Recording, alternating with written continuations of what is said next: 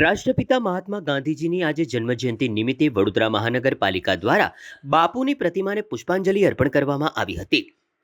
મહાત્મા ગાંધીજીની 156મી જન્મજયંતિ 2 ઓક્ટોબર 2025ના રોજ આજે ઉજવવામાં આવી રહી છે। સ્વતંત્રતા સંગ્રામમાં તેમના યોગદાન અને સત્ય, અહિંસા અને ન્યાયના તેમના સિદ્ધાંતોને માન આપવા માટે મહાત્મા ગાંધીજીની જન્મજયંતિ મનાવવામાં આવે છે। ત્યારે આજે વડોદરા મહાનગરપાલિકા દ્વારા મહાત્મા ગાંધીનગર ગૃહ ખાતે આવેલી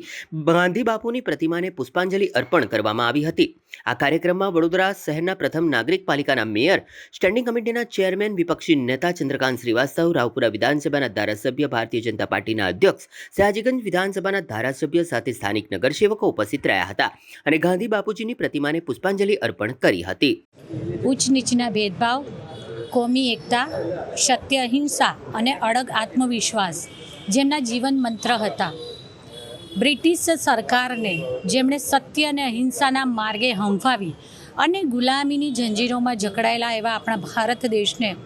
આઝાદી અપાવી, તો સાથે સાથે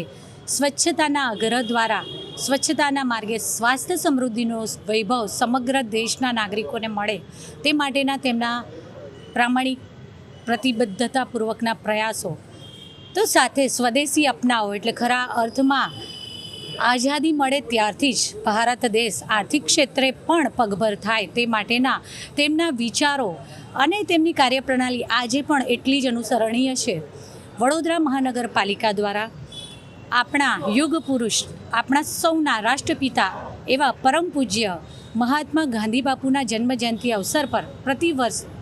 વડોદરા શહેરના ગાંધીનગર ગૃહ ખાતે આવેલી તેમની પ્રતિમાને પુષ્પાંજલિ અર્પણ કરવાના કાર્યક્રમનું આયોજન કરવામાં આવતું હોય છે, જેમાં આજ રોજ ગુજરાત વિધાનસભાના દંડક શ્રી ભાલુભાઈ શુક્લાજી, ડેપ્યુટી મેયર ચિરાગભાઈ, સ્ટેન્ડિંગ સમિતિના ચેરમેન શ્રી ડૉક્ટર શીતલભાઈ મિસ્ત્રી, વડોદરા શહેર ભારતીય જનતા પાર્ટી પ્રમુખ શ્રી ડૉક્ટર જયપ્રકાશભાઈ સોની, નેતા શ્રી મનોજભાઈ, દંડક શ્રી શૈલેષભાઈ, સાથી પક્ષના નેતા શ્રી ચંદ્રકાંતભાઈ, મારા સૌ સાથી સભાસદશ્રીઓ, સ્થાનિક નાગરિકો, બાળકો અને સૌએ સાથે મળી અને પરમ પૂજ્ય મહાત્મા ગાંધી બાપુની પ્રતિમાને પુષ્પાંજલિ અર્પણ કરી, હૃદયાંજલિ અર્પણ કરી। આભાર। 1869 2 ઓક્ટોબર ગુજરાતના પોરબંદરમાં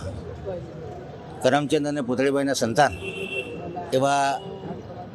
શ્રી મહાત્મા નામથી ઓળખાતા અને પોસ્ટ કોલોનિયલ રૂલમાં રાષ્ટ્રપિતા તરીકે ઓળખાતા એવા મહાત્મા ગાંધીજીની આજે જન્મજયંતિ છે। એમને પુષ્પાંજલિ અર્પણ કરી અને જે આઝાદીની ચળવળમાં સત્ય અને અહિંસાનો માર્ગ, અસહકારનું આંદોલન, દાંડી કૂચ, હિન્દ છોડો ચળવળ દ્વારા ભારતના લોકોને રાષ્ટ્રપ્રેમમાં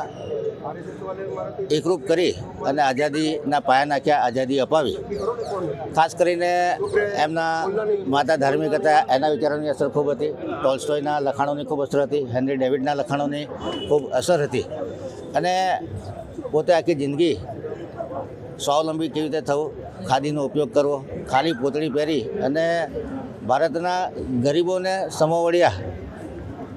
વર્તવાની કોશિશ કરી કે જ્યારે મારા દેશના નાગરિકોને ખાવાનું ન મળતું હોય, પહેરવાના કપડાં ન પહેરતા હોય તો હું કેવી રીતે પૂરા વસ્ત્ર ધારણ કરી શકું। અવારનવાર ઉપવાસ કરવા,